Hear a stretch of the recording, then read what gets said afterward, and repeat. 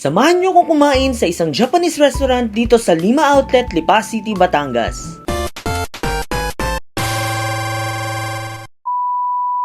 Hello mga kahis! Ngayong araw nga ay dadayuhin natin ang isa sa kilalang Japanese restaurant dito sa Lima Estate. At habang papunta pa nga lang kami sa aming kakainan, ay talagang mapapahanga ka sa ganda ng paligid. Marami ditong iba't ibang restaurant, outlet stores, at iba't ibang galaan. Dito nga natin makikita ang Ippon Yari na kilala sa kanilang mga authentic Japanese cuisine. Mayroon silang karaage, katsudon, ramen, tempura, yaki udon, curry namban soba, at marami pang iba.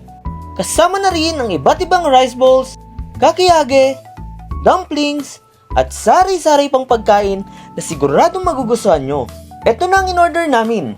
Una, itong yakisoba. Nasa tingin pa lang ay talagang matatakam ka na. Di mapagkakailang napakasarap. Kaya 10 out of 10 to para sa akin. Sunod naman itong yakinikodon. Sulit na sulit ang presyo para sa dami at sarap. Para sa akin ay halos nakahawig siya sa beef bistec nating mga Pinoy, pero nangingibabaw pa rin ang lasa ng Japanese authenticity.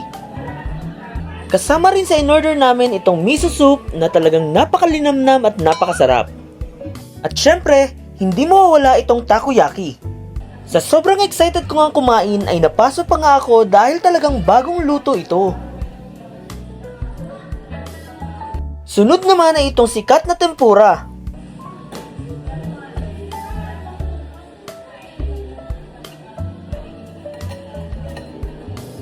At ito naman ang tori karaage. Para sa akin, medyo matigas lang ng konti, pero masarap pa rin at malinamnam. Sunod naman ay itong gyoza. Masarap, puno ng laman, at malinamnam.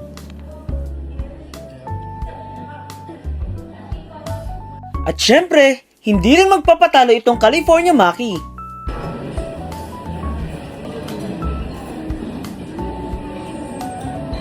Para sa akin, 10 out of 10 din ito.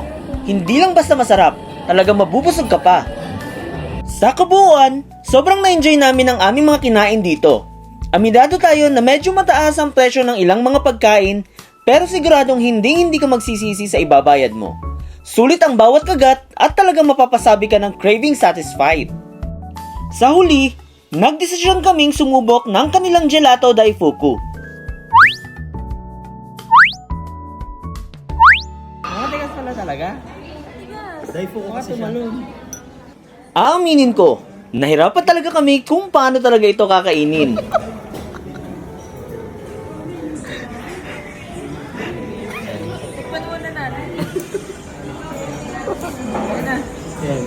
Ang flavor nga nito ay roasted black sesame seed. Worth it nga at masarap talaga kapag pinaghihirapan. Busog na busog at talagang sulit ang aming pagpunta dito. Salamat sa panonood ng video natin ngayon. Huwag kalimutang i-like, mag-comment, at i-share ang video na ito para makagawa pa tayo ng mas marami pang gala content. Hanggang sa muli, paalam!